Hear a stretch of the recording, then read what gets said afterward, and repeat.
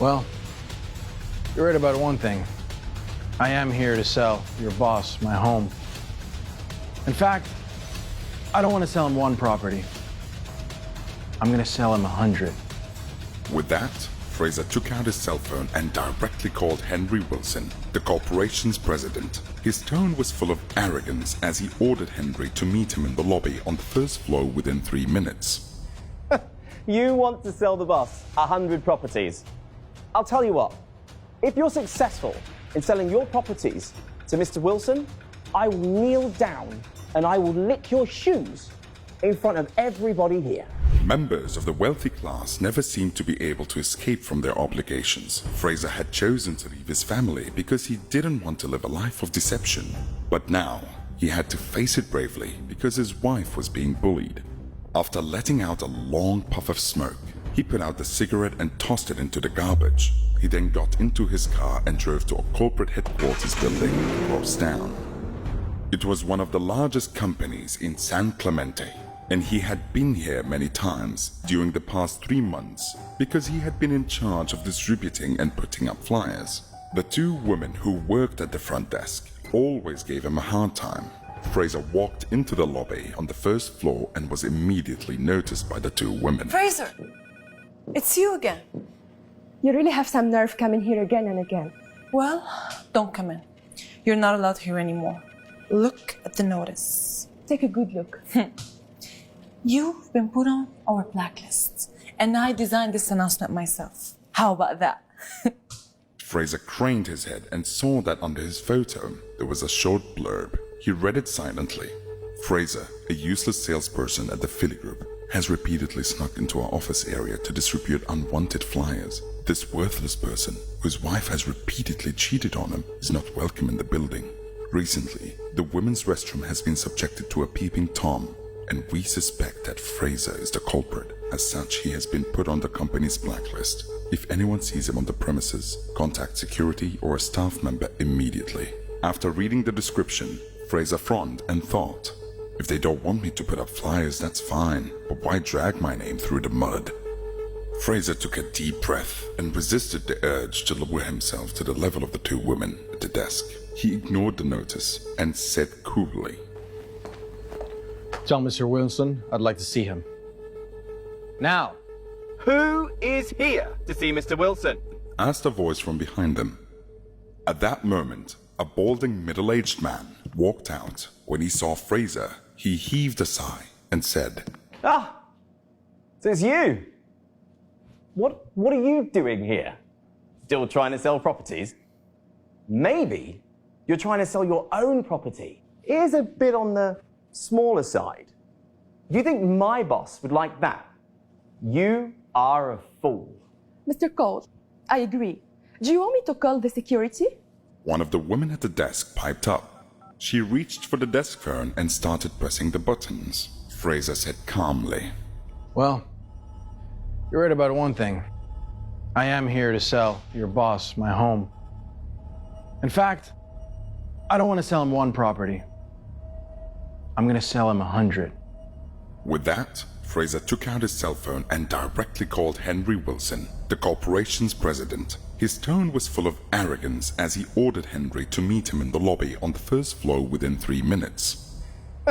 You want to sell the boss 100 properties.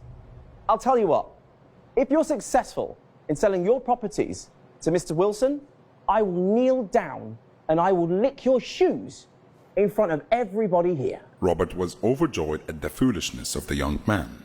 As soon as he said that, security guards rushed in. Robert was in no mood to waste any more words on Fraser. He impatiently waved his hand. Not you again. One of the guards cried as he recognized Fraser. You may have gotten away from us last time, but you won't escape so easily this time. Both guards advanced on Fraser as they pulled out their nightsticks to give him a beating. He stood and watched them step closer, a somber expression on his face. All of you, stop. Shouted a stern voice from nearby. The security guards froze, as did everyone else. Mr. Wilson, what are you doing here? Can I help you with anything? All eyes turned to the front desk, where Henry Wilson was standing. watching the unprofessional scene unfolding before him with disdain. Why are you still standing there? Fraser, get lost! Henry's eyes widened in shock when he heard Fraser's name, and he stared at the young man before him. It's him? He thought in wonder. It's really him? Henry snapped. Get lost.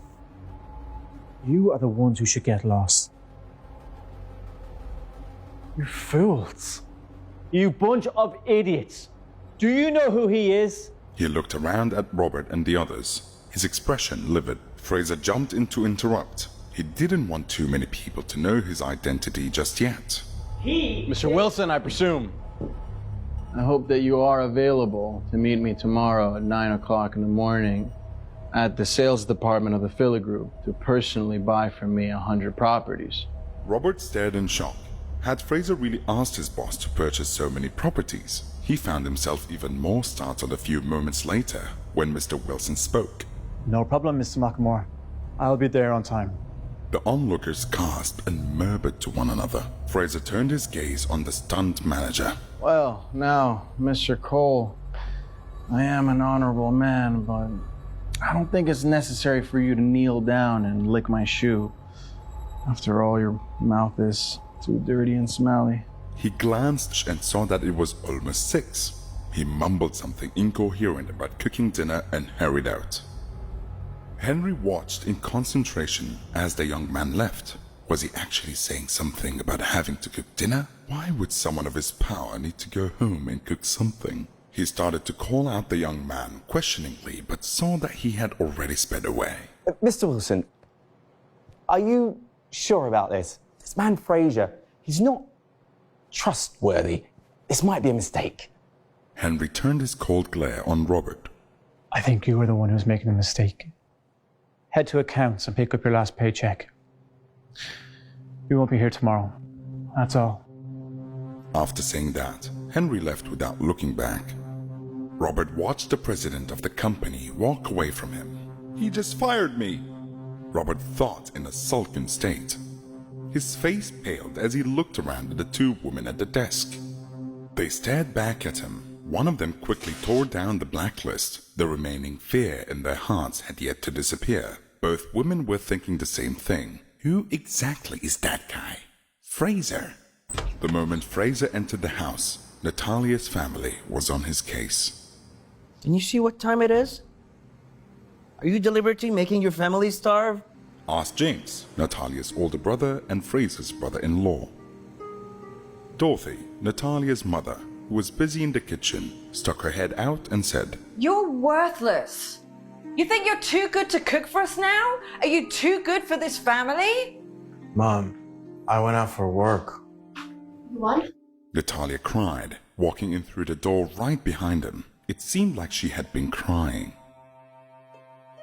You alright? He asked. What? She snapped. Before he could say anything, she stormed off to the bedroom and slammed the door. Fraser quickly finished preparing the meal before going and checking on her. He knocked and then pushed the door open. However, he found that Natalia had her head down as she was going through her stocking drawer, recalling Moss's words from earlier that day. So be sure to bring your stock. Fraser was instantly angered. Natalia! He shouted. What are you trying to do? Are you really gonna humiliate me by accepting Moss's offer? Look, if you want to treat me like a good-for-nothing loser, fine, but don't do it at your own expense and reputation. Are you really gonna betray our relationship? Natalia was shocked. She gaped at Fraser with her almond-shaped eyes. That was the first time in her memory that Fraser had been angry enough to shout at her. Instantly, a strong feeling of resentment rose in her heart. Fraser, are you a man or not? You dare to be mean to me now? Have you even stopped to think about why I might be doing this? Are you really so foolish? Do you really think I would need to compromise myself like this if you even had the slightest bit of skill at your job? Was there a need to degrade me like this?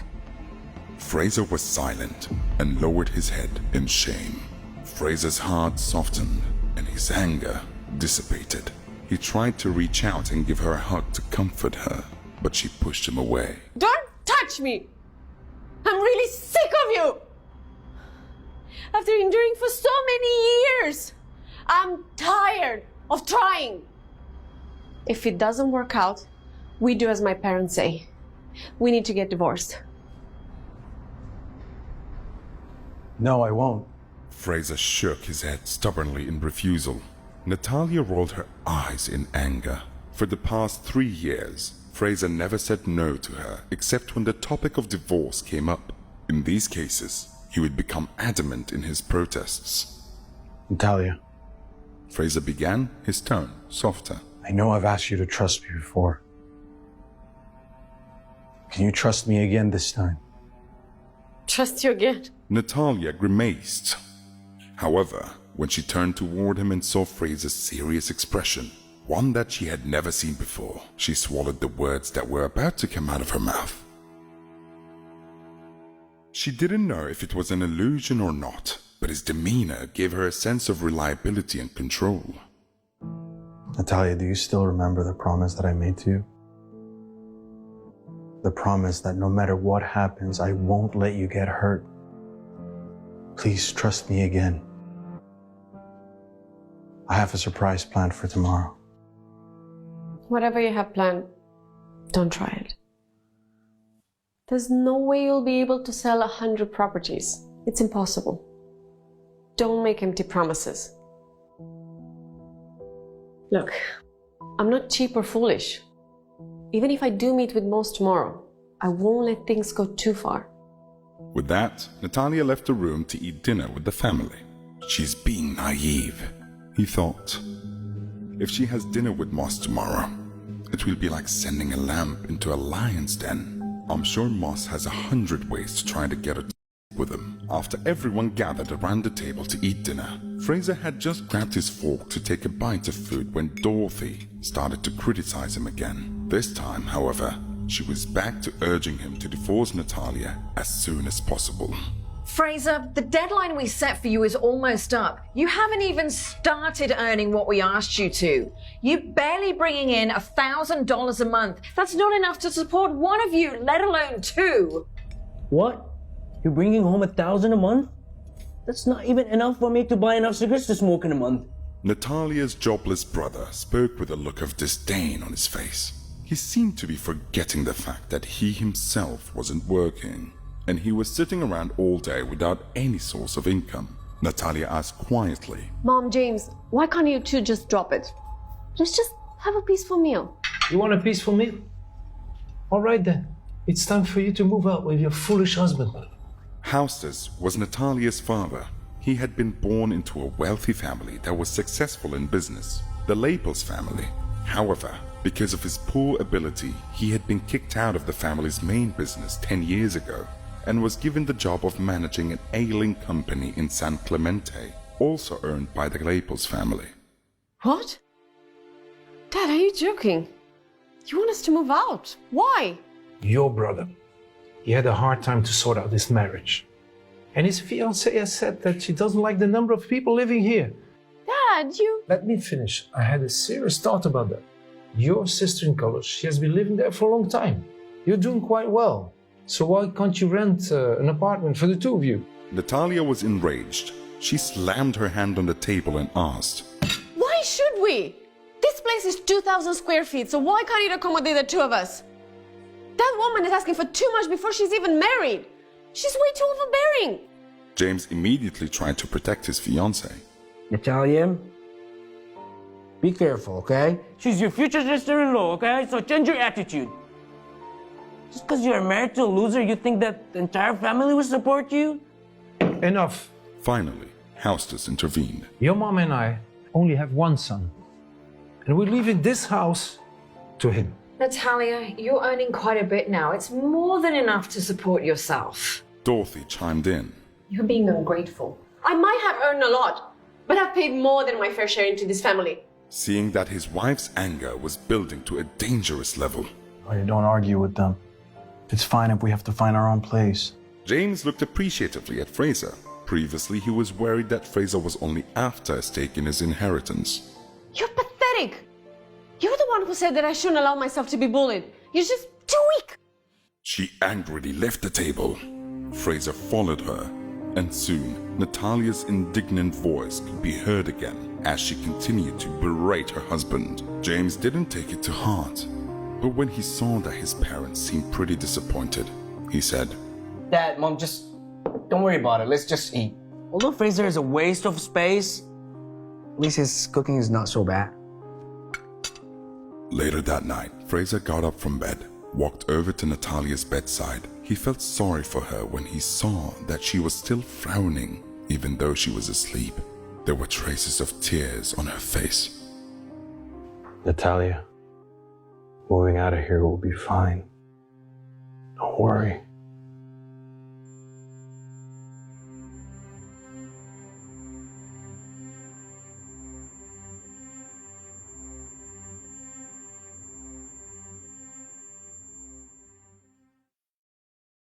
To listen to the full audio series, install the Pocket FM app now.